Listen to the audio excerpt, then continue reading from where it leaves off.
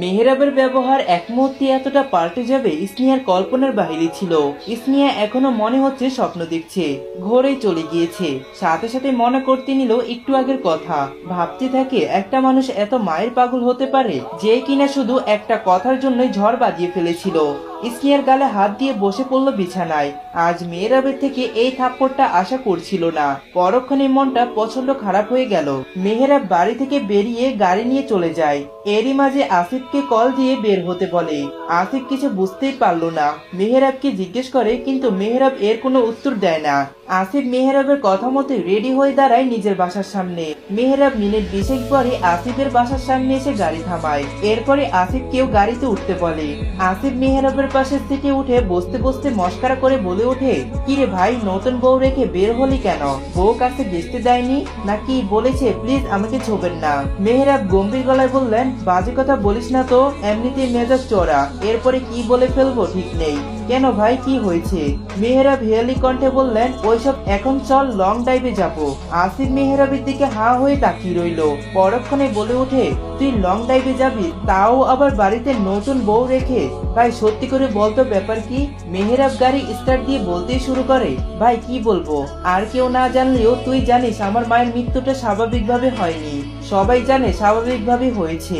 আর আমি আমার মাকে নিয়ে কোনো কথাই শুনতে পারি না। আর স্নেহা আজ আমার মাকে নিয়ে কথা বলেছে, তাই সহ্য করতে পারিনি। বুঝতে পেরেছি, তাহলে এই নিয়ে ঝামেলা করে চলে এসেছিস। তাহলে বাড়ি ফিরে কি বলবি? ওই কিছু একটা বলে দিব। আর স্নেহাকে জানি না। স্নেহা শাড়ি চেঞ্জ করে বসে রইল মেহেরাবের জন্য। মনে মনে নিজেকেই গালি দিচ্ছে, কেন যে ওনার সাথে বেশি কথা বলতে গেলাম। কথা না বললেই ভালো ছিল। উনি যে এত রাগী বোঝাই যায় না। ইনোসেন্ট হয়ে থাকে আর ভিতরে ভিতরে এত রাগ। স্নেহা তুই আসলে হারাদম, তোর বুদ্ধি শুদ্ধি নেই। তুই ভুল সময়ে ভুল কথা বলেছিলি। তুই তো কয়টা দিন পরেও বলতে পারতি, কিন্তু না, তোর আজই না বললে নাই হচ্ছিল। এখন একা একা থাক। কথাগুলো বিড়বিড় করে দরজার দিকে তাকালো। আফসোসের সুরে বিড়বিড় করে বলে উঠলো, ইস, বাসর রাতটা নিয়ে কতই স্বপ্ন ছিল। ওনার সাথে একসাথে নতুন জীবনটা শুরু করব, ওনার সাথে গল্প করব, কিচ্ছু হলো না। উপহার হিসেবে থাপ্পড় দিয়ে গেল বজ্জারটা। মেহেরাব যেই বাড়ি থেকে বেরিয়ে গিয়েছিল, এটা কেউ দেখেনি বা খেয়ালও করেনি। সেই ক্ষেত্রে মেহেরাবেরও চিন্তা নেই। আরো একটা নতুন সকাল। স্নেহা ঘুম থেকে উঠে ফ্রেশ হয়ে নিচে নেমে আসে। এখন সে এই বাড়ির নতুন বউ। সকাল সকাল উঠে নিচে এসে কিছু না কিছু করতে হবে, না হলে কেউ তাকে বউ বলবে না। কথাগুলো আওড়াতে আওড়াতে কিচেনে এসে রাহিমা আন্টির পাশে দাঁড়ায়। রাহিমা বেগম বলে ওঠেন, তুমি এইখানে কেন? কিছু লাগলে আমাকে বলতে। স্নেহা মুচকি এসে বলে, না কিছু লাগবে না, আপনার সাথে কিছু কাজ করে দেই। রাহিমা বেগম বলে ওঠেন, কি বলো? কোনো কাজ করতে হবে না, তুমি হলে নতুন বউ, তুমি রুমে চলে যাও। স্নেহা যায় না, কিচেনেই তার রাহিমা আন্টির সাথে দাঁড়িয়ে থাকেন। টুকটাক কথা বলে, আবার নয়তো এটা সেটা এগিয়ে দেয়। আস্তে আস্তে সব মানুষ ঘুম থেকে উঠে যায়। মৌ আগে নিচে নামে। মারুফ খান আর ফাহামিদা খান একসাথে আসেন। এরপরে আরিফুল খান। ফাহামিদা খান কিচেনে স্নেহাকে দেখে একটু অবাক হলেন। ধীর পায়ে এগিয়ে এসে বললেন, স্নেহা তুই কিচেনে? রাহিমা বেগম বললেন, আপা, স্নেহা আরো আগে এসেছে। এখানে এসে আমাকে বলে কাজ করবে, পরে আমি করতে দেইনি। একদম ঠিক করেছ। রাহিমা বেগম সবার জন্য চা নিয়ে যাবে। ঠিক সেই সময় ফাহামিদা খান তাকে থামিয়ে দিয়ে বললেন, চাগুলো আজকে স্নেহা দিয়ে আসুক। স্নেহা মাথা নাড়িয়ে ট্রিটা হাতে নিয়ে সবার সামনে গেল। মারুফ খান আর আরিফুল খানকে চা দিয়ে আবারও কিচেনে এলো। ফাহামিদা খান স্নেহার দিকে তাকিয়ে বললেন, স্নেহা, মেহেরাব উঠেনি? স্নেহার মুখে হাসিটা ফুস করে উড়ে গেল। ভাবতে লাগলো কি বলবে। মেহেরাব তো সারা রাত বাড়িতে ফিরেনি, আর তার জন্যই তো ফেরেনি। এখন এটা বলবে কি করে? স্নেহা চুপ থেকে আমতা আমতা করে বলে, উনি তো মনে হয় সকালে হাঁটতে বের হলো, এরপরই তো ফেরেনি। ফাহামিদা খান হেসে বললেন, ওহ আচ্ছা। এর কিছুক্ষণ পরে মেহেরাব বাড়ির সদর দরজা দিয়ে ঢুকলো, হাতে গাড়ির চাবি। চুলগুলো খানিকটা এলোমেলো। মেহেরাব কোনো দিকে না তাকিয়ে সোজা সিঁড়ি বেয়ে উপরে চলে গেল। সবার চোখে মেহেরাবকে স্বাভাবিক দেখা গেলেও মারুফ খানের কাছে স্বাভাবিক মনে হলো না। তার মনে হচ্ছে মেহেরাব রাতেই বাড়িতে ছিল না। স্নেহাদের বাড়ি থেকে এসে পাঞ্জাবি পাল্টিয়ে যে শার্ট প্যান্ট পরেছিল সেইগুলোই পরে আছে। মেহেরাব 3 বেলায় জামা কাপড় চেঞ্জ করে। এই বেশি মেহেরাবকে দেখে তার মনে হচ্ছে মেহেরাব সারা রাত বাহিরে কাটিয়েছে। ফাহামিদা খান স্নেহাকে বললেন, স্নেহা, মেহেরাব কি সকালে কফি খেয়েছে? না মামিমা, উনি উঠে চলে গিয়েছেন। ওহ দাঁড়া, আমি কফি বানিয়ে দিচ্ছি, তুই নিয়ে দিয়ে আয়। স্নেহা বলে ঠিক আছে মামিমা। ফাহমিদা খান বললেন কি তখন থেকে মামিমা মামিমা করছিস, এখন কি তোর মামিমা হই শাশুড়ি হই? এইদিকে আরিফুল খান চায়ের কাপটা রেখে উঠে সিঁড়ি দিয়ে উপরে চলে গেলেন। মেহেরাবের রুমে এসে দেখে মেহেরাব কারবার থেকে জামা কাপড় বের করছেন।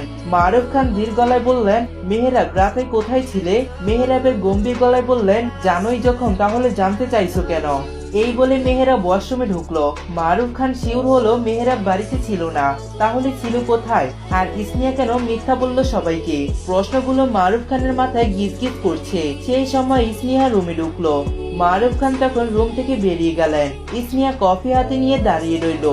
মেহেরাব ওয়াশরুম থেকে বের হলে কফিটা মেহেরাবের হাতে দিবে। যা হবার হবে পরে দেখা যাবে। মেহেরাব সারা রাত ঘুমায়নি, মাথাটা থ মেরে আছে বলে একবারে শাওয়ার নিয়ে ওয়াশরুম থেকে বের হলো। স্নেহা সাথে সাথে মেহেরাবের সামনে গিয়ে কফির মগটা এগিয়ে দিল। মেহেরাব পাশ কাটিয়ে চলে যেতে যেতে বলল ওইখানে রাখো। মেহেরাবের কথা না শুনে স্নেহা কফি নিয়ে দাঁড়িয়ে থাকে। মেহেরাব আয়নায় নিজেকে দেখে চুলগুলো ঠিক করে স্নেহার হাত থেকে কফির মগটা নিয়ে বিছানায় বসে। এক হাতে কফি খেতে থাকে, আরেক হাতে ফোন স্ক্রল করতে থাকে। স্নেহা মেহেরাবের দিকে তাকিয়ে রইল। ভাবতে লাগলো এই মানুষটা কি রাতে অমন রেগে গিয়ে থাপ্পড় মেরেছিল, বোঝাই যাচ্ছে না। মেহেরাব চট করে স্নেহার দিকে তাকালো। স্নেহার কোনো হেলদোল নেই, তার দিকে তাকিয়ে আছে তো আছেই। মেহেরাব তাকানোর পরেও চোখ সরাচ্ছে না। মেহেরাব ব্রু উঠিয়ে বোঝালো কি হয়েছে।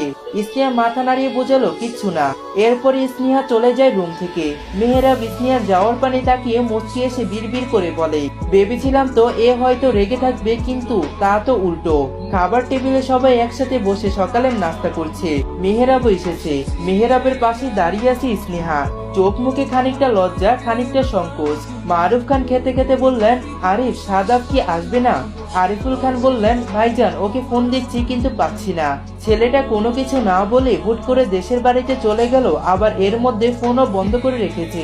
মেহেরাব শাহাদাতের কথা শুনে আর চোখে স্নেহার দিকে তাকালো। স্নেহার মাঝে কোনো প্রতিক্রিয়া নেই। মেহেরাব জানতো শাহাদাত স্নেহাকে পছন্দ করে, আর তার বিয়ের কথা চলাকালীনই শাহাদাত চলে গিয়েছে। মেহেরাব স্নেহার দিকে তাকিয়ে এটা নিশ্চিত হলো শাহাদাত যে তাকে পছন্দ করত এটা সে জানে, বা সে শাহাদাতকে নিয়ে ওইরকম কিছু ভাবে না।